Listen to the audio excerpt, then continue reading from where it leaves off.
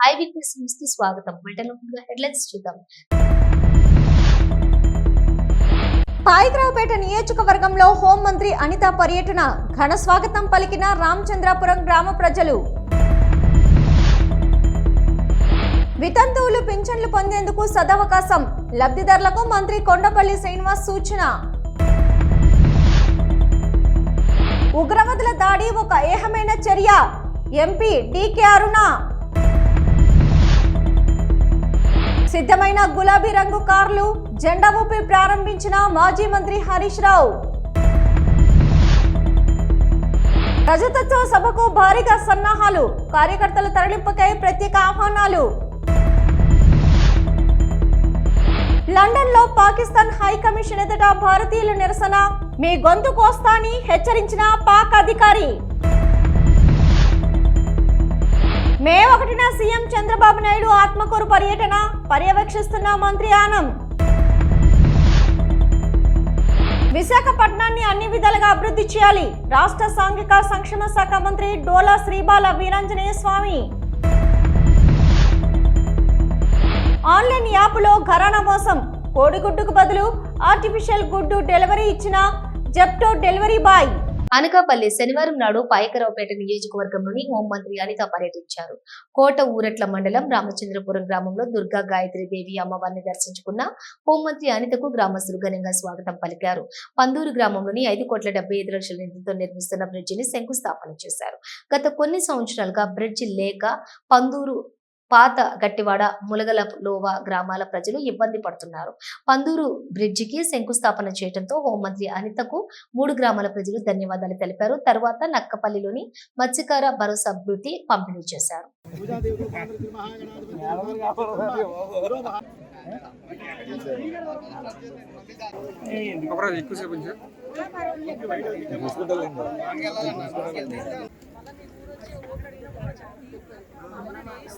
వితంతువులు పెన్షన్లు పొందేందుకు రాష్ట్ర ప్రభుత్వం సదావకాశం కల్పిస్తోందని రాష్ట్ర చిన్న మధ్య తరహా పరిశ్రమలు సెర్ఫ్ శాఖల మంత్రి కొండపల్లి శ్రీనివాస్ తెలిపారు.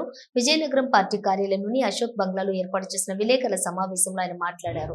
ఎన్టీఆర్ భరోసా పెన్షన్దారుడు చనిపోతే వెంటనే అతని భార్యకు వితంతు పెన్షన్ మంజూరు అయ్యేలా ప్రభుత్వం దరఖాస్తు చేసుకునేందుకు అవకాశం కల్పించిందని తెలిపారు. దీనివల్ల 89,788 మంది లబ్ధి పొందుతున్నారని తెలిపారు. మే 1వ తేదీన రాష్ట్ర వ్యాప్తంగా 50 MSME పార్కులను ప్రారంభిస్తామని తెలిపారు. క్లారిటీ ఇస్తూ ఒక జియో ఇష్యూ చేయడం జరిగింది. రేపు మే 1వ తారీఖున ఏవైతే స్పౌస్ పెన్షన్ అనేది పబ్లిక్లో నీడ్ ఉందో ఆ నీడ్ని దృష్టిలో ఆలోచించి స్పౌస్ పెన్షన్ సుమారు 90,000 మందికి శాంక్షన్ ఇవ్వడం జరిగింది. ఈ 90,000 పెన్షన్స్ కూడా రేపు 1వ తారీఖున ఇవ్వడం జరుగుతుంది. మరి గత పాలకుల్లో హస్బెండ్ చనిపోతే పెన్షన్ అనేది వైఫ్కి రావడం అనడానికి సుమారు 6 నెలలు, సంవత్సర కాలం పాటు వెయిట్ చేయాల్సిన పరిస్థితి ఉండింది. మరి దాన్ని ఆ సిచ్యువేషన్ ఉండకూడదు. ఎందుకంటే ఓల్డేజ్ పెన్షన్లో ఒక పెన్షన్దారుడు కాలం చేస్తే స్వర్గస్థులు అవుతే వైఫ్కి రావాలంటే ఆ 6 నెలలు వెయిట్ చేసి వాళ్ళకి ఇబ్బంది పడే పరిస్థితి ఉండకూడదని ఈరోజు హస్బెండ్ చనిపోతే స్పౌస్ పెన్షన్ వెంటనే వైఫ్కి అంటే భార్యకి వచ్చేలాగా ఒక కార్యాచరణ చేయడం జరిగింది. దాని నిమిత్తమే మన నవంబర్ 1న ఇవ్వడం జరిగింది. అయితే సుమారు ఇప్పటికే 30,000 మందికి ఆల్రెడీ పెన్షన్స్ ఇవ్వడం జరుగుతుంది, స్పౌస్ పెన్షన్ ఇవ్వడం జరుగుతుంది. మరి రేపు 1వ తారీఖున ఇంకా పెండింగ్ ఉన్నటువంటి 90,000 కూడా గౌరవ ముఖ్యమంత్రి వారు మంజూరు చేసి అవి శాంక్షన్ చేసి ఇవ్వడం జరుగుతుంది. సుమారు 35 కోట్ల రూపాయలు రేపు 1వ తారీఖు నుంచి ఈ 90,000 మందికి ఇవ్వడం జరుగుతుంది. ఉగ్రవాదుల దాడి ఒక హేయమైన చర్య అని, మతోన్మాదంతో అమాయకుల ప్రాణాలు బలిగొన్నారని అన్నారు ఎంపీ డీకే అరుణ. పర్యాటక కేంద్రంగా అభివృద్ధి చెందుతున్న జమ్మూ కాశ్మీర్ లో ఇలాంటి ఉగ్రవాద చర్యలకు సహించేది లేదని అన్నారు అరుణ. ఒక హేయమైనటువంటి నీచమైనటువంటి దాడి అని పర్యాటకుల మీద, అమాయకులైనటువంటి పర్యాటకుల పైన, నిరాయుధులైనటువంటి వారి పైన ఉగ్రవాదులు దాడి చేయడం అంటే ఒక పిరికి పద్ధతనమని చెప్పక తప్పదు. వాళ్ళు పర్యాటకులంతా ఈరోజు కాశ్మీర్లో మంచిగా పెద్ద ఎత్తున పర్యాటక కేంద్రానికి కేంద్రంగా ఈరోజు రూపుదిద్దుకోబడ్డటువంటి కాశ్మీర్లో 370 ఆర్టికల్ రద్దు తర్వాత రోజు రోజుకి అక్కడ పెద్ద ఎత్తున టూరిజం పుంజుకుంది. దేశ విదేశాల నుంచి కూడా పెద్ద ఎత్తున కాశ్మీర్ ప్రాంతానికి టూరిస్టులు వస్తూ ఉన్నారు. ముఖ్యంగా సమ్మర్లో, వేసవి కాలంలో స్విట్జర్లాండ్ ఈరోజు కాశ్మీర్ భాగం భారత్లో నరేంద్ర మోదీ గారి ప్రభుత్వం ఎన్నికల కంటే ముందు 370 ఆర్టికల్ని రద్దు చేస్తామనే ఎన్నికలకు పోయింది. ప్రజలకు ఇచ్చిన హామీని నిలబెట్టుకుంటూ 370 ఆర్టికల్ని రద్దు చేసింది. రద్దు చేసిన తర్వాత అక్కడ నెలకొంటున్నటువంటి పరిస్థితులే కానీ, డెవలప్మెంటే కానీ, టూరిజం యొక్క అభివృద్ధే కానీ, పెద్ద ఎత్తున పర్యాటకుల యొక్క పర్యటనలే కానీ, ఇవన్నీ కూడా కాశ్మీర్ ప్రాంతంలో పెద్ద ఎత్తున అక్కడ ఉన్నటువంటి లోకల్స్కి అంతా కూడా అంతకుముందు వాళ్ళకి ఎలాంటి ఉపాధి కూడా ఉండేది కాదు. కాశ్మీర్లో అక్కడ ఇక్కడ అనేక సందర్భాలు జరుగుతున్నటువంటి దాడులకు అక్కడ ఉపాధి కూడా వాళ్ళకు దొరికేది కాదు. ఒక్కొక్కరికి అక్కడ ఉన్నటువంటి కొంతమంది ఉగ్రవాదులు లోకల్గా పిల్లలకు, లోకల్గా ఉన్నటువంటి వాళ్ళకు 500 అదే ఇచ్చి రాళ్ళు వేపించడము, అట్లాంటి పనులు చేసేటటువంటి వాళ్ళు. ఈరోజు పెద్ద ఎత్తున పర్యాటకులు రావడం ప్రారంభించిన తర్వాత భారతీయ జనతా పార్టీ 370 ఆర్టికల్ని రద్దు చేసి అక్కడ ఎన్నికలు నిర్వహించి ఒక ప్రభుత్వం ఏర్పాటయ్యి ప్రజలందరికీ కూడా డెవలప్మెంట్ అనేటటువంటి ఒక ఆలోచన కలిగించి పెద్ద ఎత్తున అభివృద్ధి చేస్తున్నటువంటి తరుణంలో ఈరోజు కాశ్మీరే కాదు భారతదేశం అంతా కూడా ఈరోజు ఒక ప్రశాంతమైనటువంటి వాతావరణంలో కాశ్మీర్ అభివృద్ధి చెందుతూ ఉంటే, కాశ్మీర్కి దేశ విదేశాల నుంచి పర్యాటకులు వస్తూ ఉంటే చూసి జీర్ణించుకోలేనటువంటి పాకిస్తానీలు ఈరోజు ఈ ఉగ్రవాదుల దాడులను జరిపించి ఈ ప్రాంతంలో మళ్ళీ ఎవరు పర్యాటకులు రాకూడదు, ఈ ప్రాంతానికి వస్తే భయపడాలనేటువంటి ఒక భయాన్ని సృష్టించే విధంగా వాళ్ళు చేసినటువంటి దాడి. మేడ్చల్ జిల్లా గట్కేసర్ పోలీస్ స్టేషన్ పరిధి విబిఐటి కళాశాలలో విద్యార్థులు అసభ్యకర ఫోటోలు తీసి సోషల్ మీడియాలో పెట్టారు. వార్డెన్, హాస్టల్ విద్యార్థులు షార్ట్ వేసుకుని ఉండగా ఫోటోలు తీసిన వార్డెన్ వాటిని సోషల్ మీడియాలో పొందుపరచడంతో అవి కాస్త వైరల్ గా మారాయి. దీంతో కళాశాల గేట్ ముందు వార్డెన్ ను అరెస్ట్ చేయాలని ఆందోళన చేపట్టారు విద్యార్థులు. 15 మంది విద్యార్థులను హాస్టల్లో బంధించి ఉంచి యాజమాన్యం కేసు నమోదు చేసుకుని దర్యాప్తు చేస్తున్నారు పోలీసులు.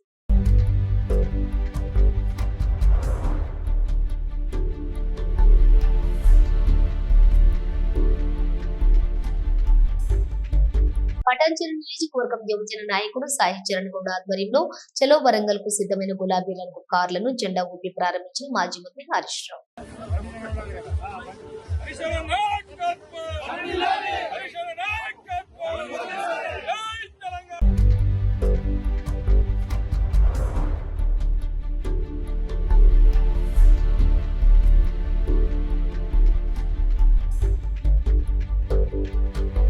టీఆర్ఎస్ ఆవిర్భావం నుంచి 25 ఏళ్లు అవుతున్నటువంటి సందర్భంగా ఆదివారం రజతోత్సవ సభకు భారీగా సన్నాహాలు జరుగుతున్నాయి. కార్యకర్తల తరలింపుకే ప్రత్యేక ఆహ్వానాలు అందిస్తున్నారు.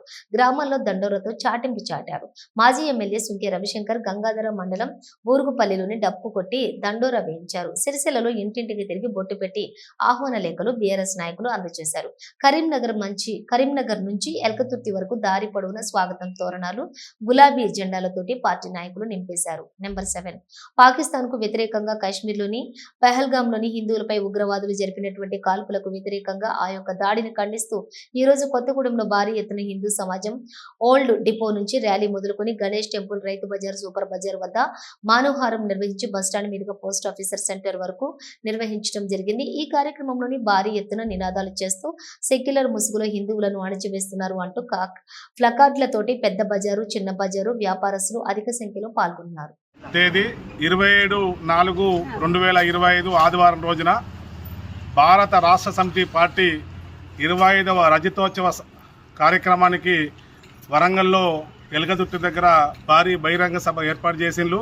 గౌరవనీయులు తెలంగాణ జాతిపిత, తొలి ముఖ్యమంత్రి వర్యులు, తెలంగాణ సాధకుడు కేసీఆర్ గారి ఆధ్వర్యంలో సభ ఎలగదుర్తి దగ్గర బ్రహ్మాండంగా జరగబోతా ఉంది.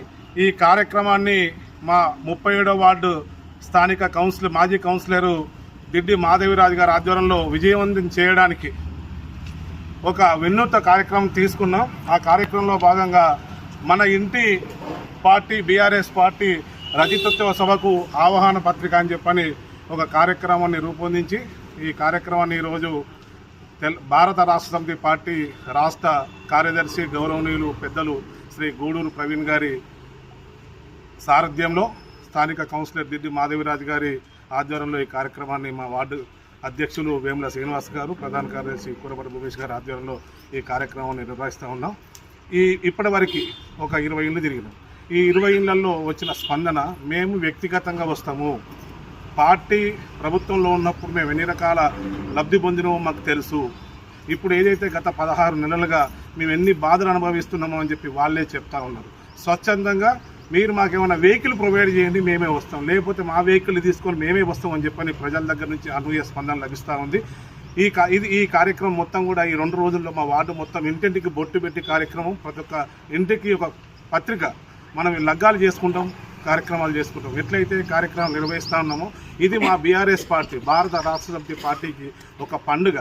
అంటే ప్రతి సంవత్సరం మనం బర్త్డేలు జరుపుకుంటాం, పెళ్లి రోజులు జరుపుకుంటాం. ఎట్లయితే కార్యక్రమం నిర్వహణ జరుగుతూ ఉంటుందో అదే ప్రకారంగా భారత రాష్ట్ర సమితి పార్టీ 24 సంవత్సరాల క్రితం ఆవిర్భవించి 25వ సంవత్సరాలకు అడుగుపెడుతున్న సందర్భంగా మా బీఆర్ఎస్ పార్టీ కుటుంబ సభ్యులందరినీ కూడా స్వచ్ఛందంగా రావాలని చెప్పని ఈ కార్యక్రమాన్ని విజయవంతం చేయాలని పెద్దలు గౌరవులు కేసీఆర్ చెప్పే మాటలు విని మనం పడుతున్న ఇబ్బందులు మళ్ళొకసారి తెచ్చుకోకుండా భవిష్యత్తు నిర్ణయాలు మంచిగా తీసుకోవాలని చెప్పిన కార్యక్రమం ఉద్దేశించి ఈరోజు ఆహ్వాన పత్రిక ఇంటికి పంచుతా ఉన్నాం. ప్రజల దగ్గర నుంచి మంచి స్పందన వస్తూ ఉంది. జై తెలంగాణ. పహల్గామ్ ఉగ్రదాడి నేపథ్యంలో లండన్ లోని పాకిస్తాన్ హైకమిషన్ ఎదుట భారతీయులు ఇవాళ నిరసన చేపట్టారు. ఈ సమయంలో అక్కడున్నటువంటి పాక్ ఆర్మీ అధికారి తైమూర్ రాహత్ ఇండియన్స్ ని మరింత రెచ్చగొట్టారు. మీ గొంతు కోస్తా అని సంచలనం చేస్తూ వార్నింగ్ ఇచ్చారు. ఓ అధికారి ఇలా బహిరంగంగా రెచ్చిపోవడంపై భారతీయులు ఆగ్రహం వ్యక్తం చేస్తున్నారు.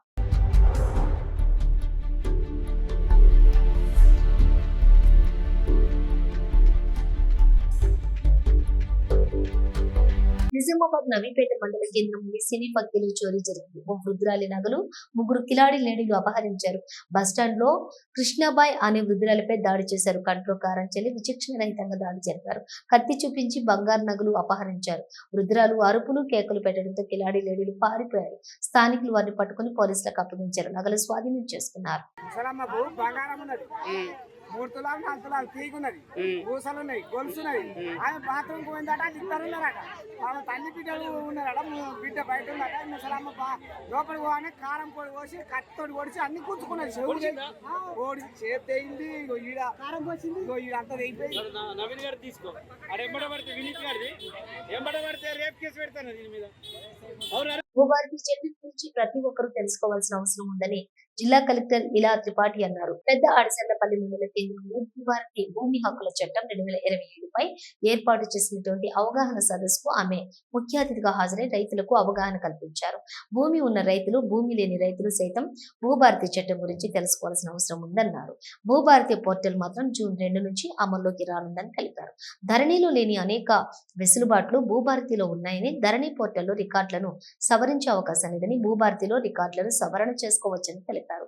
భూములపై జరిగినటువంటి లావాదేవీలన్నింటినీ ప్రతి సంవత్సరం కూడా డిసెంబర్ 31న సంబంధిత గ్రామ పంచాయతీ నోటీస్ బోర్డులో అందరికీ తెలిసేలా ప్రచురించడం జరుగుతుందని చెప్పారు. గతంలో సాదా బైనామా, ప్రతి మ్యూటేషన్ తదితర అన్నింటికీ రైతులు సమస్యలు ఎదుర్కొన్నారని, భూభారతిలో ఎలాంటి ఇబ్బంది లేదని, కింద స్థాయిలో అన్యాయం జరిగితే పై స్థాయిలో అప్పీల్కు వెళ్లే అవకాశం ఉంటుందని తెలిపారు. ఈ చట్టం ఆల్రెడీ అమల్లో ఉంది. పోర్టల్ 2 జూన్ నుంచి అమల్లోకి వస్తా ఉంది. దయచేసి ఆ క్లారిటీ రెవెన్యూ పరంగా కూడా మా అధికారులు అందరికీ ఉండాల్సిన అవసరం. చట్టం అమల్లో ఉంటే మరి లాభం ఏంటి? మీరు రిజిస్ట్రేషన్కి పోతున్నారనుకోండి, గుడిపల్లిలో ఉన్న కొంతమంది హైదరాబాద్లో పని చేస్తూ ఉండవచ్చు, లేదా బయట పని చేస్తూ ఉండవచ్చు. మీకు ఒక భూమి రిజిస్ట్రేషన్ చేయించాలి అనుకోండి, మీరు కొన్ని కారణాలతో గుడిపల్లికి రాలేకపోయారు. మీ దగ్గర ఉన్న ఈపీపీబీ నంబర్, ఈ పాస్బుక్ నంబర్, పట్టా పాస్బుక్ నంబర్తోనే మా రిజిస్ట్రార్, సబ్ రిజిస్ట్రార్ రిజిస్ట్రేషన్ చేసుకోవడానికి వాళ్ళకి ఇప్పుడు ఉన్న చట్టంలో విసులుబాటు ఉంది. దయచేసి రెవెన్యూ పరంగా కూడా ఎవరు కూడా మళ్ళీ అప్లికెంట్ని, అర్జీదారుని తిరిగి పంపాల్సిన అవసరం లేదు. చట్టం ఇప్పుడు కూడా అమల్లో ఉంది. ఎవరైనా మా సిబ్బంది ఇలా మీకు వేరే కాడ ఏదైనా వేరే మాట చెప్తే మీరే ఈ మాట గట్టిగా చెప్పుకోవచ్చు. మీడియాలో అంతా రికార్డ్ అవుతుంది. ఇప్పుడు చట్టం అమల్లో ఉంది. ఏదైతే కొత్త పోర్టల్ మనం చెప్తున్నామో, కొత్త పోర్టల్ మాత్రం 2 జూన్ నుంచి అమల్లోకి వస్తుంది. మే 1న సీఎం చంద్రబాబు నాయుడు ఆత్మకూరులో పర్యటించనున్నట్లుగా మంత్రి ఆనం రామనారాయణ రెడ్డి తెలిపారు. పర్యటన ఏర్పాట్లపై అధికారులతో పర్యవేక్షించారు. ఆత్మకూరు సమీప గ్రామంలో పింఛన్ల పంపిణీ, నారంపేట వద్ద ఎంఎస్ఎంఈ పార్కు ప్రారంభోత్సవం, పార్టీ కార్యకర్తలతో సమావేశం వంటి కార్యక్రమాలు ఉంటాయని పేర్కొన్నారు. ఈరోజు ఆత్మకూరు నియోజకవర్గంలోని ఎంఎస్ఎంఈ పార్కులో ఏర్పాట్లు ఏ విధంగా ఉన్నాయి, పనులు కూడా ఎంతవరకు జరిగాయి, ముఖ్యమంత్రి గారు ఈ ప్రాంతానికి వచ్చినప్పుడు కార్యక్రమాలు ఎలా నిర్వహించాలి అనేటువంటిది అధికారులతో కలిసి ఈ ప్రాంతాన్ని పర్యవేక్షించడానికి ఇక్కడికి రావడం జరిగింది. ముఖ్యంగా రేపు నెల మే 1వ తారీఖున మేడే రోజున పారిశ్రామిక ప్రగతి గురించి ఈ రాష్ట్రంలో గౌరవ ముఖ్యమంత్రి చంద్రబాబు నాయుడు గారు అనేక ప్రాంతాల్లో జరిగేటువంటి కార్యక్రమాలకి మన నియోజకవర్గంలో ఉన్న ఎంఎస్ఎంఈ పార్క్ని ఇక్కడ ఎంపిక చేసుకొని ఇక్కడి నుంచే రాష్ట్రంలో నలుమూలలా ఉన్నటువంటి అనేక ఇండస్ట్రియల్ పార్కుల్ని ప్రారంభించడానికి స్వయంగా ముఖ్యమంత్రి గారు ఇక్కడికి రావడం జరుగుతుంది. రాష్ట్ర ప్రభుత్వ యంత్రాంగం అంతా కూడా ఆ రోజు ఇక్కడికి వచ్చి ఈ ఎంఎస్ఎంఈ పార్కుని దీన్ని ఎలా అభివృద్ధి చేయాలి, భవిష్యత్తులో అనేక పరిశ్రమల్ని ఈ ప్రాంతానికి తీసుకొచ్చి మెట్ట ప్రాంతంలో ఉన్నటువంటి యువత భవిష్యత్తుకి ఒక మంచి మార్గాన్ని చూపించాలనే లక్ష్యంతో ఇవాళ చంద్రబాబు నాయుడు గారు ఈ ఆత్మకూరు నియోజకవర్గంలో ఎంఎస్ఎంఈ పార్క్ని ఏపీఐఐసి ద్వారా ఏర్పాటు చేస్తున్న దాన్ని తీసుకోవడం జరిగింది. ఎన్టీఆర్ జిల్లా నుండి శాంతి భద్రతలు పరిరక్షణ చర్యలలో భాగంగా సంఘ వ్యతిరేక శక్తులు, అసాంఘిక కార్యకలాపాలకు పాల్పడే వ్యక్తులు, సామాన్య ప్రజానీకాన్ని ఇబ్బందులకు గురి చేసే వారిని గుర్తించే దిశగా ప్రజలకు మేమున్నాము అనే భరోసా ఇచ్చేందుకు నగర police commissioner Shri S V Raju Sekhar Babu IPS ఆదేశాల మేరకు in charge DCP Shri G Gunam Ramakrishna, north ACP doctor K Sravanthi Rai, పశ్చిమ జోన్ ఇన్స్పెక్టర్లు శ్రీకృష్ణ మోహన్, శ్రీ బి వెంకటేశ్వర్లు, శ్రీ లక్ష్మీనారాయణ, శ్రీ చిన్న కొండలు రావు, గురుప్రకాష్ వారి సిబ్బందితో మొత్తం 100 మంది అధికారులు మరియు సిబ్బందితో కలిసి ఎన్టీఆర్ జిల్లా పోలీస్ కమిషనరేట్ లోని నార్త్ డివిజన్ నున్న పోలీస్ స్టేషన్ పరిధిలోని బాంబే కాలనీలో ఏ బ్లాక్ పరిసర ప్రాంతాల్లో ఈ రోజు తెల్లవారుజామున 5 గంటల నుండి 8 గంటల వరకు కార్డనల్ సెర్చ్ నిర్వహించడం జరిగింది.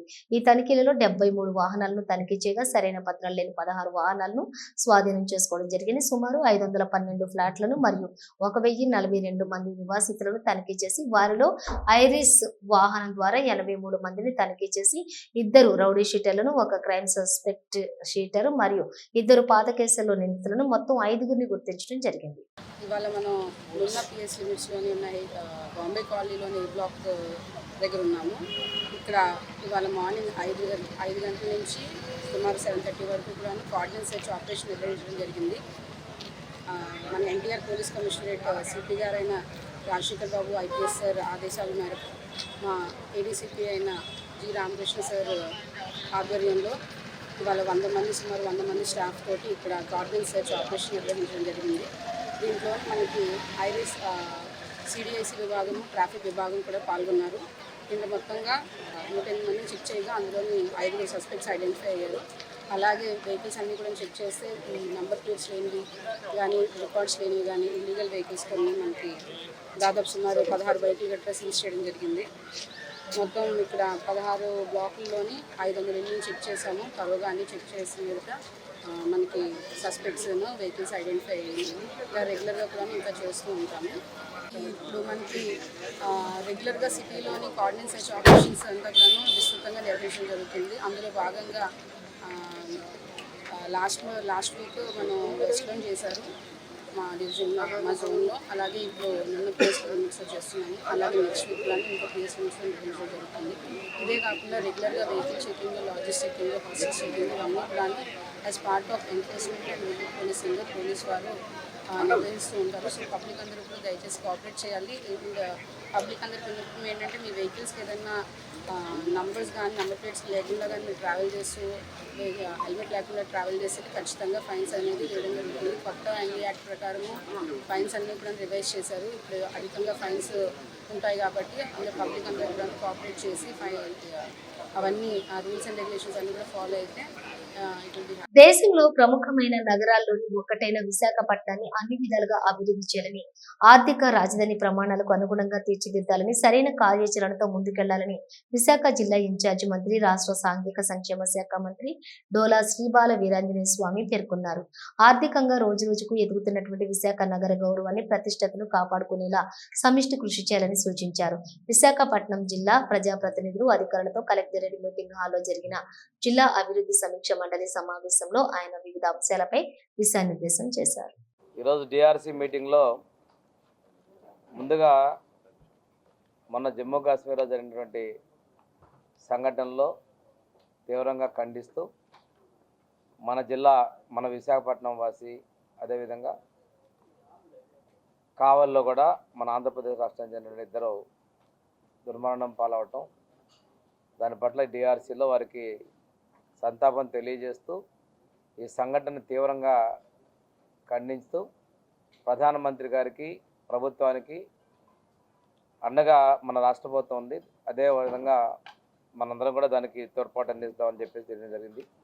ఈ సంఘటన ముఖ్యమంత్రి గారు చాలా తీవ్రంగా పరిగణించి స్వయంగా వారే ఈ భూమి మీదకి మన రాష్ట్రంలో వచ్చేటప్పుడు ఆ బాడీ రిసీవ్ చేసుకోవాలని చెప్పేసి వారు రావడం, నివాళులు అర్పించడం మీరు చూసే. నిన్న ఉప ముఖ్యమంత్రి గారు రావడం జరిగింది. ఈరోజు అన్ని పక్షాల కూడా దీనికి సంఘీభావం తెలియజేసింది. ఇది ఈరోజు డిఆర్సీలో వారికి సంతాపం కూడా తెలియజేయడం జరిగింది. అదేవిధంగా డిఆర్సీలో ప్రధానంగా GVMC summer action plan, water supply, sanitation, street lights, అదేవిధంగా టిట్కో గురించి కూడా చర్చ జరిగింది. టిట్కోతో హౌసెస్లో 2019కి ముందు నుంచి ఉన్నటువంటి హౌసెస్ తర్వాత ఇప్పటి వరకు కూడా సంఖ్య పెరిగిపోయినాయి. కొన్ని రిజిస్ట్రేషన్ లేకుండా కూడా, కొంతమంది పేమెంట్ చేయకుండా కూడా రిజిస్ట్రేషన్ జరిగినటువంటి అంశాలని ప్రజాప్రతినిధులు ప్రస్తావించడం జరిగింది. ఈ టిట్కో అదేవిధంగా విఎంఆర్డి మాస్టర్ ప్లాన్ మీద ప్రత్యేకంగా మే నెలలో ఒక సమావేశం ఏర్పాటు చేయాలని కూడా పూర్తి స్థాయిలో చర్చించాలని కూడా దానిలో నిర్ణయం తీసుకోవడం జరిగింది. ప్రగతి నగర్ లో నివసిస్తున్న లక్ష్మీనారాయణ అనే వ్యక్తి కోడిగుడ్లు తినాలనే ఆశతో జెప్టో ఆన్లైన్ యాప్ లోని ఆర్డర్ పెట్టారు. ఆర్డర్ తీసుకున్న వ్యక్తి అది ఓపెన్ చేసి చూడగా ఒక్కసారిగా అవాక్కయ్యాడు. పార్సిల్ ఓపెన్ చేసి చూస్తే అందులో ఆర్టిఫిషియల్ కోడిగుడ్లు దర్శనమిచ్చాయి. తీరా అవి ఉడకబెట్టి చూస్తే అందులో రబ్బర్ బాల్స్ కనిపించాయి. దీంతో అతడు అవాక్కయ్యాడు.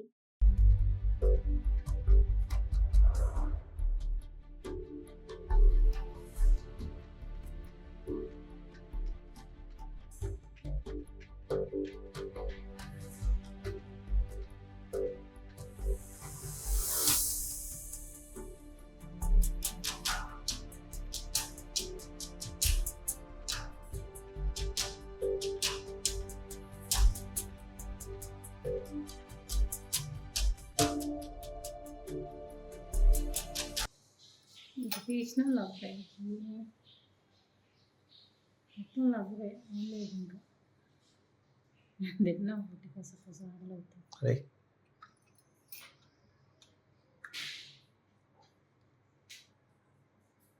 చూడాలి.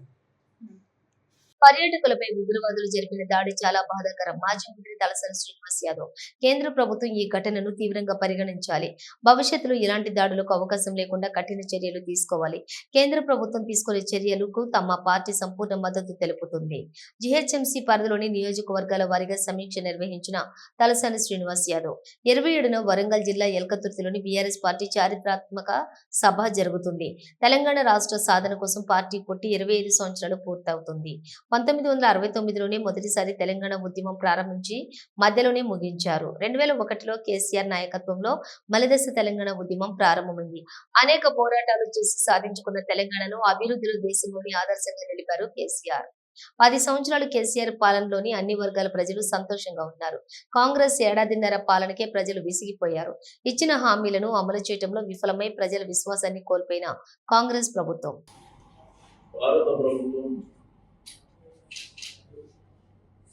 నిన్న అఖిల పక్షంలో కానివ్వండి, రెండోది జరిగిన వెంటనే మరి వారి యొక్క రియాక్షన్ కానివ్వండి, మేము సంపూర్ణమైనటువంటి మద్దతు ప్రకటిస్తున్నాం. పార్టీ పరంగా మన దేశం మీద జరిగినటువంటి దాడికి తీవ్రంగా పరిగణించవలసినటువంటి అవసరం ఉన్నది. ఎందుకంటే అమాయకులైనటువంటి టూరిస్టులు సమ్మర్ హాలిడేస్ కోసం అక్కడికి పోవడం, దగ్గర 26-27 మంది ఆ ఉగ్రవాద దాడిలో మరణించడం, చాలా మంది ఇంజూర్ కూడా కావడం చాలా బాధాకరమైనటువంటి అంశం. తప్పకుండా మరి కేంద్ర ప్రభుత్వం విషయాన్ని కాశ్మీర్ పహల్గాం బైసారన్ మైదానంలోని అమాయక పర్యాటకులను దారుణంగా హత్య చేసిన ఉగ్రవాదులను కఠినంగా శిక్షించాలని భువనగిరి పట్టణంలోని బాబు జగజ్జీవన్ రామ్ విగ్రహం వద్ద నుండి అంబేద్కర్ విగ్రహం వరకు ముస్లిం సంఘాల ఆధ్వర్యంలో కొవ్వొత్తుల ర్యాలీ నిర్వహించడం జరిగింది. ఈ సందర్భంగా మత పెద్దలు మౌలానా ఫెరోజ్, నాయకులు అతాహర్, ప్రమోద్ కుమార్, అవేజ్ చిస్టి, రహీం అడ్వకేట్ మాట్లాడుతూ జమ్మూ కాశ్మీర్ రాష్ట్రంలోని పహల్గాం పచ్చటి బైసారన్ మైదానంలో ఆహ్లాదకరమైన అనుభూతికి వెళ్లిన పర్యాటకులపై మంగళవారం ఉగ్రవాదులు పాశవికంగా కాల్పులు జరిపి అమాయక ప్రజలను దారుణంగా హత్య చేసిన సంఘటన ఉగ్రవాదుల క్రూరత్వానికి నిదర్శనమని తీవ్ర ఆవేదన వ్యక్తం చేశారు. ఈ ఘటనలోని అమరులైన మరియు గాయపడ్డ వారికి సంఘీభావంగా ముస్లింలు ఉగ్రదాడిని తీవ్రంగా ఖండించారు. ఇది మానవత్వంపై జరిగిన దాడి అని, ఇలాంటి అమానుష చర్యలు కేవలం రాక్షసులు చేయగలరని మండిపడ్డారు. దాడి చేసిన వారిపై కేంద్ర ప్రభుత్వం కఠినంగా చర్యలు తీసుకోవాలని డిమాండ్ చేశారు. జమ్మూ కాశ్మీర్లో పహల్గాంలో జరిగినటువంటి ఉగ్రదాడి ఏహ్యమైన చర్య. దీన్ని తీవ్రంగా ఖండిస్తున్నాం. ఇక్కడ ఉన్న ముస్లింలు, భువనగిరిలో ఉన్నటువంటి ముస్లింలందరూ కూడా ఏకమై ఈరోజు క్యాండిల్ ర్యాలీ నిర్వహించుకుంటూ వారికి నివాళులు అర్పిస్తూ ఈరోజు జరుగుతున్నటువంటి దేశంలో ఒక అనిశ్చితిని నెలకొల్పాలని ఒక ప్రేరేపితమైనటువంటి ఉగ్రవాద చర్య, ఇది ఏహ్యమైన చర్య. అది కాకుండా ఇటువంటి సమయంలో రాజకీయాలకు అతీతంగా, మతాలకు అతీతంగా, కులాలకు అతీతంగా అందరూ కూడా ఏకం కావాల్సిన అవసరం ఉంది తప్ప ఇక్కడ ఎవరెవరో ఏ మతమో ఏ కులమో తీవ్రవాదానికి కానివ్వండి, ఉగ్రవాదానికి కానివ్వండి, ఎలాంటి మతాలు ఉండవు, కులాలు ఉండవు. వాళ్ళ చర్యలు ఏవైతున్నాయో ఖండించాలి. వాళ్ళపైన తీవ్రంగా ఒత్తిడి తీసుకొచ్చి అతి త్వరలోనే పుల్గాంలో జరిగినటువంటి కానివ్వండి, పహల్గాంలో జరిగినటువంటి కానివ్వండి, పుల్వామాలో జరిగినటువంటి ఈ దాడిని, అక్కడ ఉన్న దోషుల్ని కఠినంగా శిక్షించాలి. దీన్ని తీవ్రంగా ఖండిస్తున్నాం. ఇవి బ్రిటన్ విశేషాలు. మరో బులెటిన్తో మళ్ళీ కలుద్దాం. అంతవరకు చూస్తూనే ఉండండి న్యూస్.